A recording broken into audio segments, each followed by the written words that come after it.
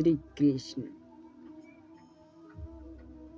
के गीता में भगवान कहते हैं कि हे भारत, तू सब प्रकार के उस परमेश्वर की ही अनन्य शरण में प्राप्त हो। उस परमात्मा की कृपा से ही तू परम शांति को और सनातन परम धाम को प्राप्त होगा। सब प्रकार के भगवान की शरण होने के लिए बुद्धि, मन, इंद्रिया और शरीर, इन सबको महत्वपूर्ण रूप से भगवान के अर्पण कर देने की आवश्यकता है। परंतु यह अर्पण केवल मुख से कह देने से ही नहीं हो जाता, इसलिए इसके अर्पण का स्वरूप समझना आवश्यक है।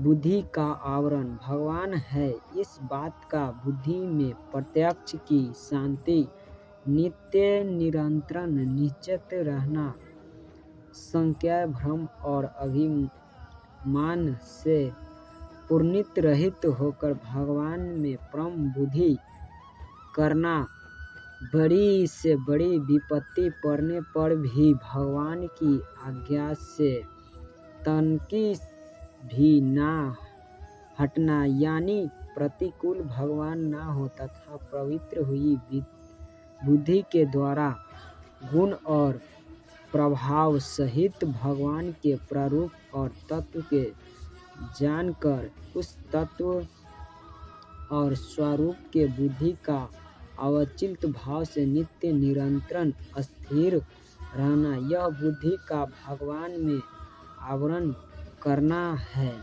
मन का आवरण प्रभु की इच्छा और उन्हीं प्रशंसा से ही परम होना, प्रभु से मिलने की मन में उलट झांक होने, केवल प्रभु के नाम, रूप, गुण, प्रभाव, रहस्य और लीला आदि का ही मन से नित्य निरंतर चिंतन करना, माना प्रभु में रहे और प्रभु मन में वास करे। मन प्रभु में रहे और प्रभु मन में रमन करे। यह रमन अत्यंत प्रेम पूर्ण हो और वह प्रेम भी ऐसा हो जिसमें एक क्षण का भी प्रभु का विवरण चलन के वियोग में मछली की व्याकुलता से भी बढ़कर मन में व्याकुल उत्पन्न कर दे, यह भगवान में मन का आवरण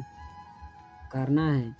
इंद्रियों का आवरण कठपुतली जैसे सूत्रधारा के इशारे पर नाचती है, उसकी सारी क्रिया स्वाभाविक ही सूत्रधारा की इच्छा के अनुकूल ही होता है।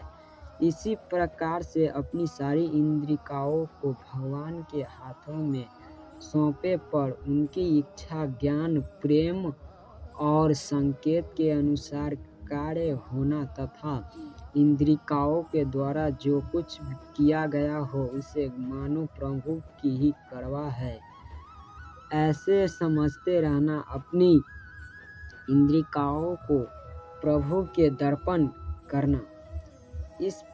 इस प्रकार जब सारी इंद्रियां प्रभु के दर्पण हो जाएगी, तब वाणी के द्वारा जो कुछ भी उच्चारण होगा सब भगवान के साक्षात्कार अनुकूल ही होगा, अर्थात उसकी वाणी भगवान के नाम, गुणों को कीर्तन, भगवान के रहस्य, प्रेम, भावार्थ और तत्व के कथन, तत्व विभिन्न, मधुर और सबके लिए कल्याणकारी भाषण की अतिरिक्त किसी ओर जरा भी हानि पहुँचाने वाले दोषयुक्त का व्यक्त वचन बोलेगी ही नहीं। उसके हाथों के द्वारा भगवान की सेवा, पूजा तथा इससे लोक और परलोक में सबका समर्थन हित हो, ऐसा ही क्रिया होगी। इस प्रकार उनके नेत्र, कर्ण, चरण इत्यादि इंद्रियों के द्वारा की लोकपक यानी क्रियाओं का भगवान के अनुकूल ही होगी और उन क्रियाओं होने के समय अत्यंत प्रसन्न, शांति, उत्साह और प्रेम के हिलसालता रहेगी। भगवत प्रेम में आनंद की दीर्घता से कभी कभी रोमांच और अनुपात भी होने। शरीर का आमरण, प्रभु के चरणों में प्रमाण रहना, यानी कि शरीर प्रभु की सेवा वह कार्य के लिए ऐसे समझकर प्रभु की सेवा में उनके कार्य का शरीर को लगा देना। खाना पीना, उठना बैठना, सोना खाजना सब कुछ प्रभु के कार्य के लिए ही होना, यह शरीर का आवरण है। जैसे शेषनाग की अपने शरीर की रहस्य बनाकर नियंत्रण उसे भगवान की सेवा में लगाए रहते हैं। जैसे राजा शिव ने अपना शरीर कश्यप पुत्र की रक्षा के लिए लगा दिया। जैसे मौर्य राजा के पुत्र ने अपने शरीर के प्रभु को कार्य में अर्पण कर लिया, वैसे ही प्रभु की इच्छा, ज्ञान, प्रेरणा और संकेत के अनुसार लोक सेवा के रूप में या अन्य किसी रूप में शरीर को प्रभु के कार्य में लगा देना ही शरीर का प्रभु के अर्पण करना। जो व्यक्ति सर्व प्रकार के अपने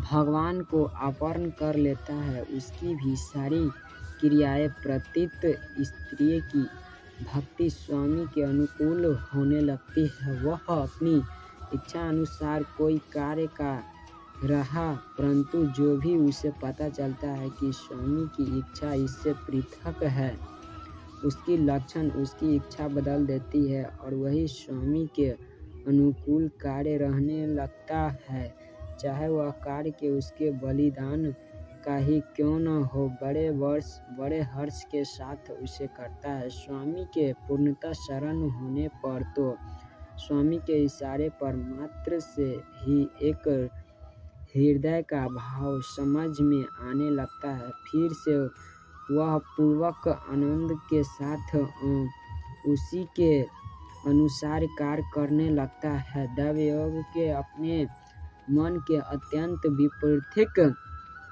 भारी संकट पर पड़ने लगती है। उस संकट को अपने दयामय स्वामी ने दयापूर्ण विधान को पुरस्कार समझ अत्यंत प्रोत्साही पूर्वक स्वीकार करता है। यही भगवान की अन्य शरण है और यही अन्य भक्ति है। इस प्रकार भगवान की शरण होने से मनुष्य भगवान के सार्थक तत्व, रहस्य, गुण, महिमा और प्रभाव को जानकर अनायास की परब्रह्म को प्राप्त हो जाता है। अगर आपको हमारी ये स्टोरी समझ आई हो तो वीडियो को लाइक कर देना और चैनल को सब्सक्राइब कर देना। तब तक हम